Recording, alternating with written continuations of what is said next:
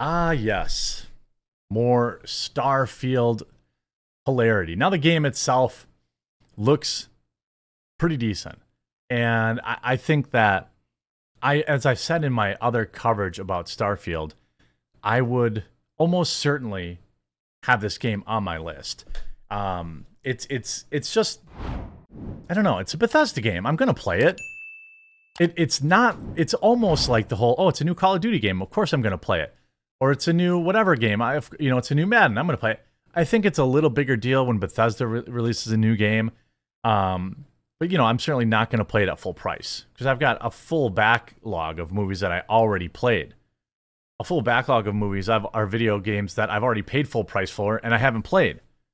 I think $70, $80 is too much money for a video game. And some of the stuff I've been hearing about, like Grand Theft Auto 6, now most of what you hear about Grand Theft Auto is baloney. Or was somebody said there was like $170, $150 price tag for it. Something like that. I don't know. And I think that it's interesting. Now you see this article in Forbes, Starfield gets its harshest review yet. Bethesda game is small, a shallow ocean. This is from Eric Kane, who's usually pretty good over at Forbes. Oh, it's Jim Stephanie Sterling. Ah, yes. The guy who he's been a mainstay in the video game review world. Used to carry his opinion used to carry a lot of respect. I still like that. Still like his meme, like he does his wrestling and stuff like that. I just can't take him seriously anymore. I can't really put my finger on why, but I just can't. I can't take him seriously anymore. I can't watch his videos. But he usually was on the wrong side of video game reviews. But there's hardly anybody out there that I can really stand anymore. Like Angry Joe video game reviews are still reliable, but like he's so insufferable on Twitter and everywhere else that it's hard for me to enjoy them. I suppose Skill Up. Everybody that's popular in the video game review space are all like whinging leftists too, though. This may not come as a surprise. Sterling has made a name by becoming the industry's fiercest and most relentless critics. They rarely, if ever, pull punches, and sometimes, even when I agree with Sterling's broad take, I think they take it too far. Sometimes I sense real anger brewing in Sterling's content, and sometimes anger can blind us. Such is, to some degree, the case with Sterling's Starfield review. Through many individual points I agree. I'm sure I could not give the game such a poor score. For all it gets wrong, it does much right. Sterling, who came out as non-binary in 2020, uses she/them pronouns. I wonder if they had an opinion about the pronoun stuff. They include social commentary at the outset of the Starfield review, writing, "To call Starfield the least broken Bethesda game is akin to calling any single TERF the least embarrassing fascist. I wonder why I can't take Jim Stephanie Sterling's reviews seriously anymore. Then again, given how ZeniMax and Bethesda seem to treat trans employees, that comparison may hit too close to home." I mean, that's... I don't know, like... Love, because it's a video game and I love video games. This isn't about ZeniMax and Bethesda mistreating a worker. It's just about a video game to do, and it's... Hi there, I'm James Stephanie Sterling and I love video games. Do you love video games? That's awesome, because I love video games too. We're going to talk... Yeah, I don't know. Like, I can't put my finger on why I don't take them seriously anymore. Anyway, Sterling's best observation is that the game feels like a shallow ocean.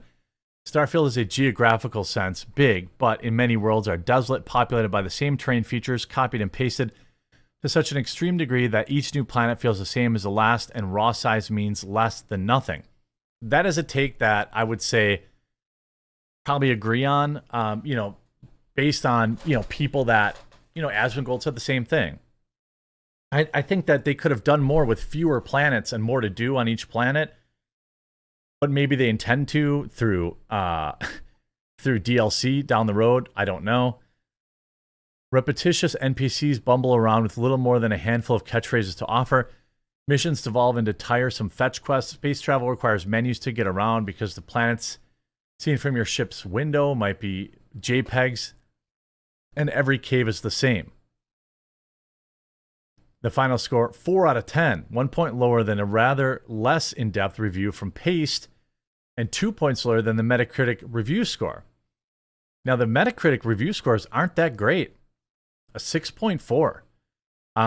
What's interesting is, if you look at Starfield, I suspect that it's probably even lower on PC. I wonder. I hate that I can't just switch between them. Yeah, 5.6 on PC. That's not good. A 56%. Because it's not optimized. And look, I have, this excellent Meta PC.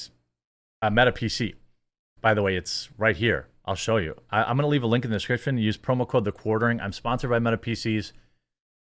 They are veteran-owned, anti-cancel culture. They do custom builds. They do ready-to-go builds. My exact computer is right here on here. So, I mean, you can get this. You can see what I have.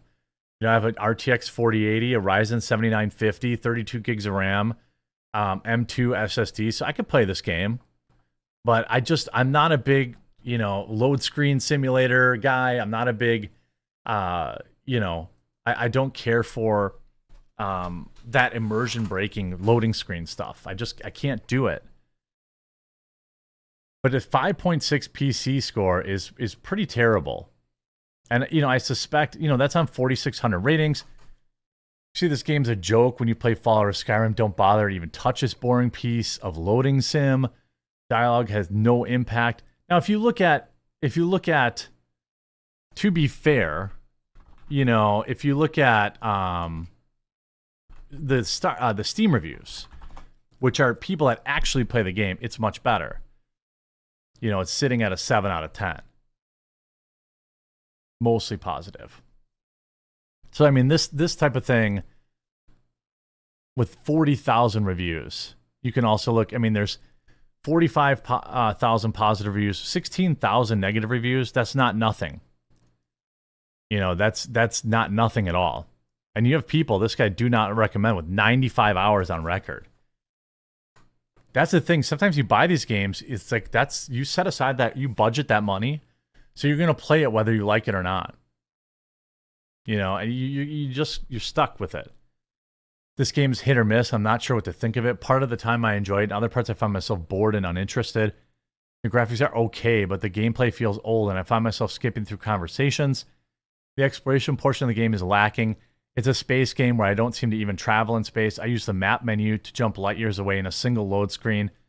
I don't take off and land. I just appear and disappear.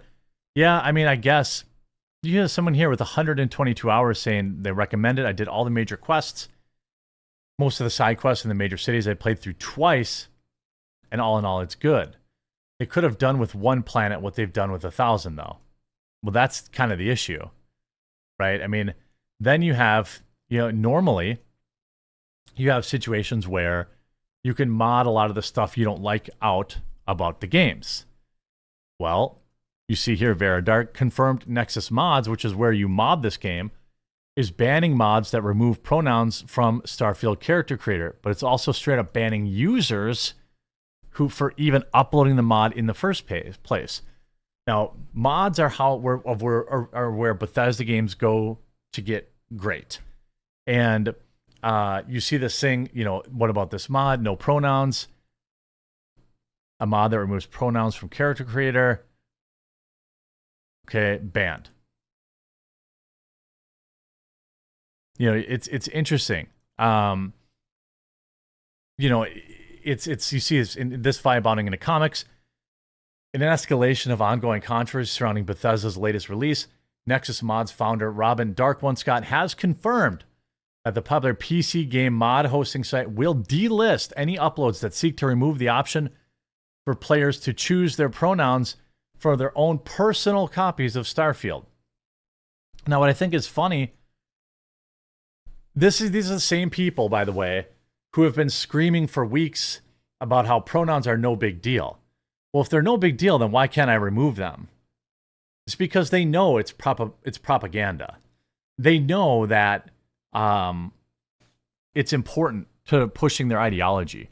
They know that having the stuff in the game is extremely important to them politically. They can't tell you that, but the way they act tells you everything. It's just a re-education, bro. Yeah. It's just reprogramming, bro. You see Nexus Mods update. We have made an official announcement that will stand against phobia and bigotry. The program has no room for hate. Any mods that promote this will be removed. We are winning. Yeah. Okay. You see Lord Metalman. So I finally checked on this guy's claims once I got back from work. Nexus does not appear to have made a statement declaring such a ban currently, though I am seeing a lot of conversation in the matter on Steam forums. Also, this guy got banned. Here's why. Trolls are spreading disinformation about Nexus mods and Starfield. I suggest debunking these rumors before another controversy erupts. So people are saying that.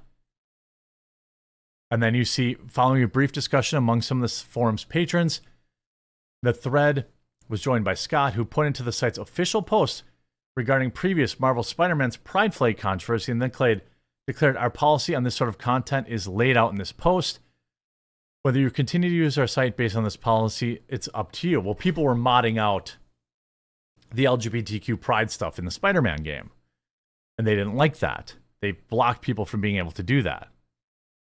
It says, we don't want to and won't argue with you on this. Begins 2 separate paragraphs subsequently pointed by the site's founder. We've now explained our stance, and we won't be providing you a platform to distort our position in order to feed an irrational and paranoid narrative. Like I said, they gaslight, right? You're paranoid if you point out that this is politically driven. If this policy upsets you, they conclude, if we've broken some moral code of conduct as a business that you can't accept, please delete your account, bottom option, and move on as well. I mean, there are other companies that you can get mods from. You know, and I think you see the first paragraph says, paragraph Scott asserts that the site's policy is thus: we are for inclusivity, we are for diversity. If we think someone is uploading a mod on our site with the intent to deliberately be against inclusivity or diversity, then we will take action against it. So they banned removing it from your own personal version of the game, but it's definitely not a big deal, everybody. Stop being a bigot. Stop being a bigot. It's definitely not a big deal. Whether if you're new to the channel, you made it this far in this video, hopefully you'll leave a like on it and you'll subscribe down below. I would really, really appreciate earning your subscription or follow wherever you're watching it. And make sure you check out Meta PC's promo code The Quartering to save as well.